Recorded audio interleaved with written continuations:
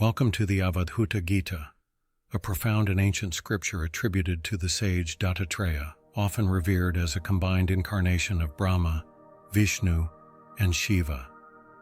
This text is considered one of the most uncompromising and powerful expressions of Advaita Vedanta, the philosophy of non-duality.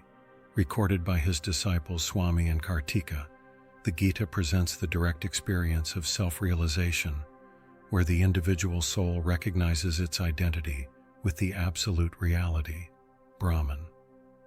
An Avadhuta is one who has shaken off all worldly attachments and distinctions, living in the constant awareness of the self.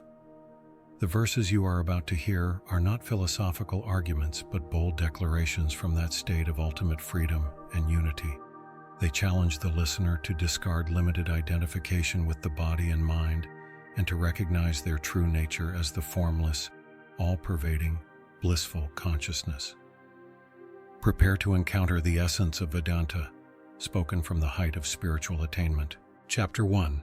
Through the grace of God alone, the desire for non-duality arises in wise men to save them from great fear. How shall I salute the formless being, indivisible, auspicious, and immutable, who fills all this with his self and also fills the self with his self? The universe composed of the five elements is like water, etc., in a mirage. Oh, to whom shall I make obeisance, I who am one and taintless? All is verily the absolute self. Distinction and non-distinction do not exist. How can I say, it exists, it does not exist? I am filled with wonder. The essence and the whole of Vedanta is this knowledge, this supreme knowledge, that I am by nature the formless, all-pervasive self. There is no doubt that I am that God who is the self of all, pure, indivisible like the sky, naturally stainless. I indeed am immutable and infinite, of the form of pure intelligence. I do not know how or in relation to whom joy and sorrow exist. I have no mental activity, good or bad. I have no bodily function, good or bad. I have no verbal action, good or bad. I am the nectar of knowledge, beyond the senses, pure. The mind indeed is of the form of space. The mind indeed is omnifaced. The mind is the past. The mind is all, but in reality there is no mind. I, the one only, am all this beyond space and continuous. How can I see the self as visible or hidden? Thus you are one. Why then do you not understand that you are the unchangeable one equally perceived in all? O mighty one, how can you, who are ever shining, unrestricted, think of day and night? Know the self always to be everywhere, one and unintercepted. I am the meditator and the highest object of meditation. Why do you divide the indivisible? You are not born nor do you die. At no time do you have a body. The scripture declares in many different ways, the well-known dictum, all is Brahman. You are he who is exterior and interior. You are the auspicious one existing everywhere at all times. Why are you running hither and thither deluded, like an unclean spirit? Union and separation exist in regard neither to you nor to me. There is no you, no me, nor is there this universe. All is verily the self alone. You do not belong to that which is composed of the five objects of sense, such as sound, nor does that belong to you. You indeed are the supreme reality. Why then do you suffer? For you there is no birth or death, for you there is no mind, for you there is no bondage or liberation, no good or evil. Why do you shed tears, my child? Neither you nor I have name and form. O mind, why do you wander about deluded like an unclean spirit? Behold the self indivisible. Be happy through renunciation of attachment. You verily are truth devoid of change, motionless one, of the nature of freedom. You have neither attachment nor aversion. Why do you suffer, seeking the objects of desires? All the scriptures say that the truth is without attributes, pure, immutable, bodiless, and existing equally everywhere. Know me to be that. Know that which has form to be false, that which is formless to be eternal. Through the instruction of this truth there is no longer rebirth into this world. Sages say that reality is one only and the same, and through renunciation of attachment, the mind, which is one and many, ceases to exist. If it is of the nature of the not-self, how can there be samadhi? If it is of the nature of the self, how can there be samadhi? If it is both is and is not, how can there be samadhi? If all is one and of the nature of freedom, how can there be samadhi? You are pure homogeneous reality, disembodied, unborn, and immutable. Why do you think of yourself as I know it here, or as I do not know? By such sentences as that thou art our own self is affirmed. Of that which is untrue and composed of the 5 elements, the Sruti scripture says, not this, neti neti. As the self is filled by the self, so is all filled continuously by you. There is no meditator or meditation. Why does your mind meditate shamelessly? I do not know the Supreme, how shall I speak of Him? I do not know the Supreme, how shall I worship Him? If I am the Supreme One, who is the highest truth, who is homogeneous being and like unto space, how then shall I speak of Him and worship Him? The principle of ego is not the truth, which is homogeneous, which is free from the cause of superimposition and distinctions of perceived and perceiver. How can the ego be that which is aware of itself? There is no substance whatever which is by nature unlimited. There is no substance whatever which is of the nature of reality. The very self is the supreme truth. There is neither injury nor non-injury in it. You are the homogeneous reality. You are pure, bodiless, birthless, and imperishable. Why then do you have any delusion about the self? Again, why am I myself deluded? When the pot is broken, the space within it is absorbed in the infinite space and becomes undifferentiated.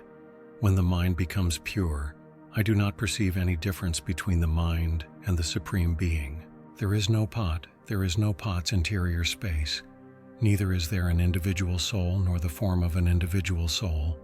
Know the absolute Brahman, devoid of knowable and knower. Know me to be that self who is everything and everywhere at all times, the one who is eternal, steady, the all, the non-existent, and the existent. Have no doubt. There are no Vedas, no worlds, no gods, no sacrifices. There is certainly no caste, no stage in life, no family, no birth. There is neither the path of smoke nor the path of light. There is only the highest truth, the homogeneous Brahman. If you are free of the pervaded and pervader, if you are one and fulfilled, how can you think of yourself as directly perceptible by the senses or beyond the range of the senses? Some seek non-duality, others duality. They do not know the truth, which is the same at all times and everywhere, which is devoid of both duality and non-duality. How can they describe the truth, which is beyond mind and words, which is devoid of white and other colors, of sound and other qualities? When all these appear to you as false, when the body and so on appear to you like space, then you know Brahman truly. Then for you there is no dual series. Even my natural self appears to me as non-distinct from the Supreme Self. It appears to be one and like space. How can there be meditator and meditation? What I do, what I eat, what I sacrifice, what I give, all this is not mine in the least. I am pure, unborn, undecaying. Know all this universe to be formless. Know all this universe to be without change. Know all this universe to be of purified body. Know all this universe to be of the nature of the Absolute. You are verily the truth. There is no doubt about it. Otherwise, what do I know? Why do you consider the self, which is perceptible to itself, as imperceptible? My child, how can there be illusion and non-illusion, shadow and lack of shadow? All this is one truth. All this is of the nature of space and without taint. I am free in the beginning, in the middle, and in the end. I am never bound. This is my sure knowledge, that I am naturally spotless and pure. The whole universe, beginning with the principle of cosmic intelligence, is not in the least manifest to me. All is indeed Brahman alone. How can there be any existence in caste or stage of life for me? I know that all in every way is the one indivisible I which is self-sustained and full, while the 5 elements, beginning with ether, are empty. The self is neither eunuch, man nor woman. It is neither idea nor imagination. How can you think the self to be full of joy or joyless?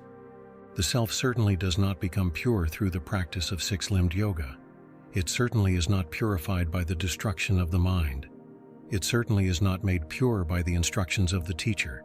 It is itself the truth. It is itself the illumined one. There is no body made up of 5 elements, nor is there anyone who is disembodied. All is verily the self alone. How can there be the 3 states and the 4th? I am not bound. I am not indeed liberated. I am not different from Brahman. Neither doer nor enjoyer, I am devoid of the distinctions of the pervaded and the pervader. As water, when water has been poured into water, has no distinctions, so Purusa and Prakriti appear non-different to me. If indeed you are never bound or liberated, how then can you think yourself with form or as formless? I know your supreme form to be directly perceivable, like the sky. I know your lower form to be as water in a mirage. I have neither teacher nor instruction, limiting adjunct nor activity. Know that I am by nature pure, homogeneous, bodiless, like the sky. You are pure, you are without a body, your mind is not higher than the highest. You need not be ashamed to say, I am the self, the supreme truth. Why are you weeping, O mind? Do you the self be the self by means of the self? Drink, my child, the supreme nectar of non-duality, transcending all divisions. There is neither knowledge nor ignorance nor knowledge combined with ignorance. He who has always such knowledge is himself knowledge. It is never otherwise. There is no need of knowledge, reasoning, time, space, instruction from a teacher, or attainment of samadhi. I am naturally the perfect consciousness, the real, like the sky, spontaneous and steady. I was not born, nor have I death. I have no action, good or evil. I am Brahman, stainless, without qualities. How can there be bondage or liberation for me? If God pervades all, if God is immovable, full, undivided, then I see no division. How can he have exterior or interior? The whole universe shines undivided and unbroken. Oh, the Maya, the great delusion, the imagination of duality and non-duality. Always not this, to both the formless and the formed. Only the absolute exists, transcending difference and non-difference. You have no mother, no father, no wife, no son, no relative, no friend. You have no likes or dislikes. Why is this anguish in your mind? A mind for you there is no day or night, rising or setting. How can the wise imagine an embodied state for the bodiless? The self is neither divided nor undivided, nor has it sadness, happiness, and the like, nor is it all or less than all. Know the self to be immutable. I am not the doer or enjoyer. Work have I none, now or formerly. I have no body, nor am I bodiless. How can I have or not have a sense of myness? I have no fault such as passion and the like, nor have I any sorrow arising from the body. Know me to be the one self, vast and like the sky. Friend mind, of what use is much vain talk? Friend mind, all this is mere conjecture. I have told you that which is the essence.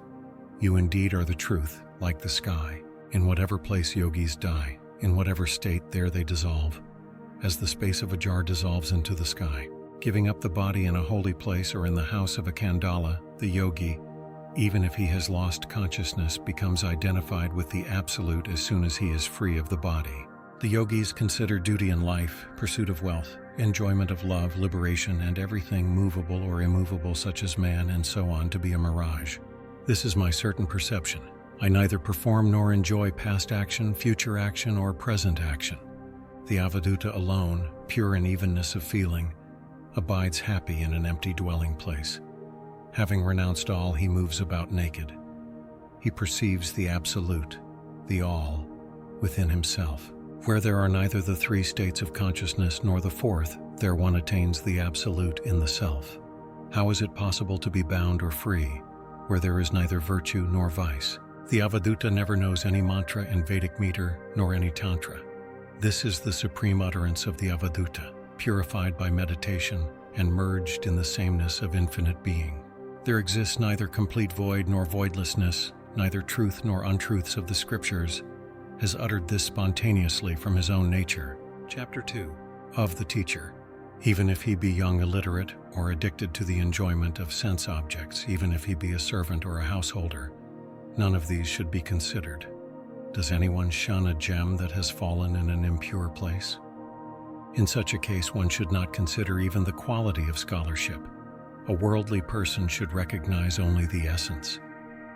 Does not a boat, though devoid of beauty and vermilion, paint nevertheless ferry passengers?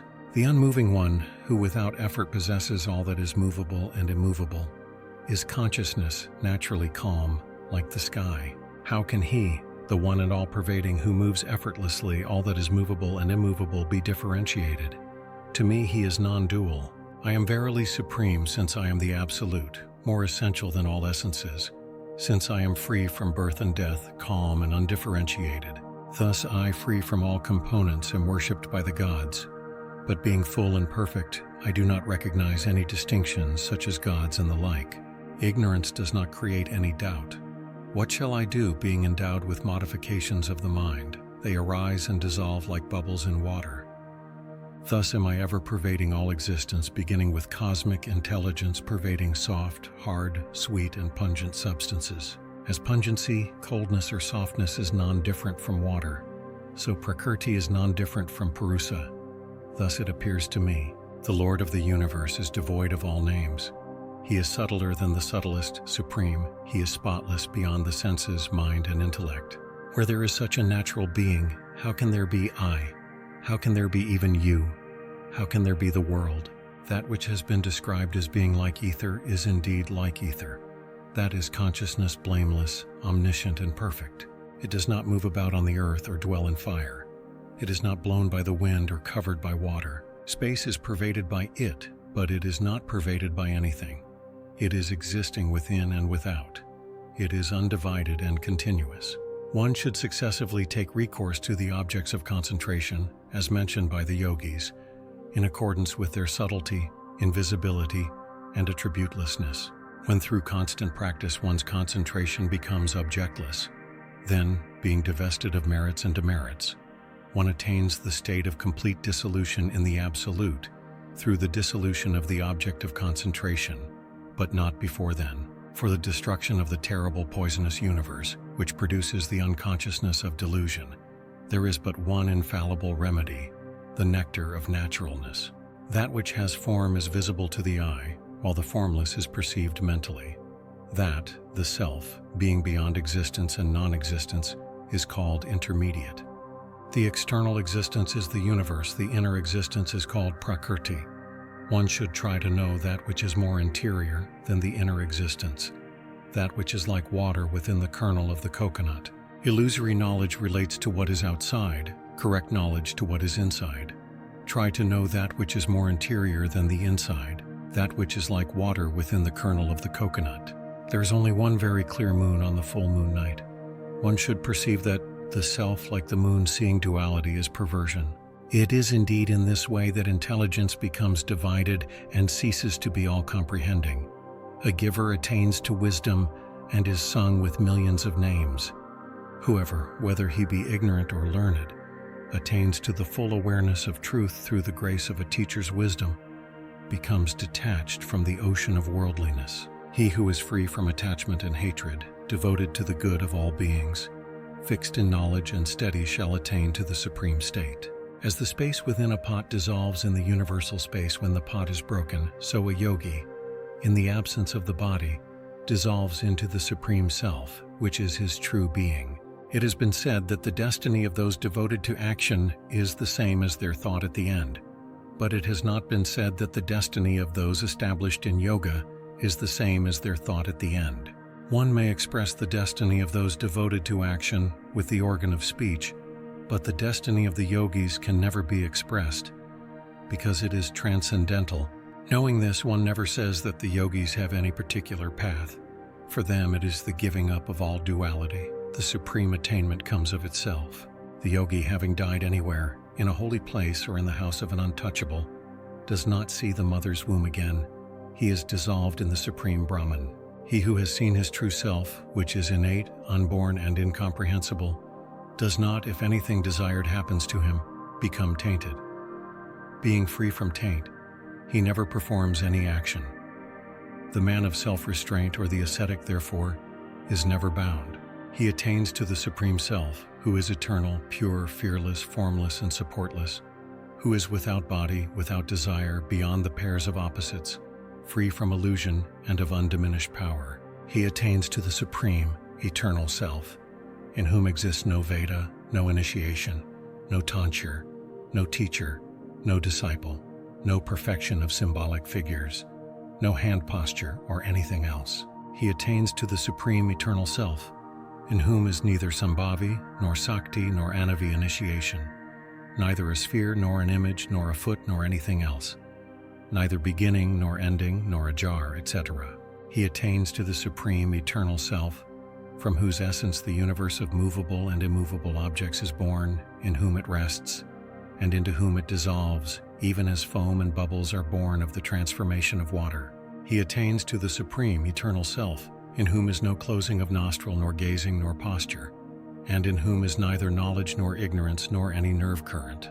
He attains to the supreme eternal self, who is devoid of manifoldness, oneness, many and oneness and otherness, who is devoid of minuteness, length, largeness, and nothingness, who is devoid of knowledge, knowableness, and sameness. He attains the supreme eternal self, whether he has perfect self-control or not, whether he has withdrawn his senses well or not, whether he has gone beyond activity or is active. He attains the supreme eternal self who is not mind, intelligence, body, senses, or egoism, who is neither the subtle elements nor the five gross elements nor of the nature of space. When injunctions cease and the yogi attains to the supreme self, his mind being void of differentiations, he has neither purity nor impurity. His contemplation is without distinguishing attributes, and even what is usually prohibited is permissible to him. Where mind and speech can utter nothing, how can there be instruction by a teacher? To the teacher ever united with Brahman who has said these words, the homogeneous truth shines out.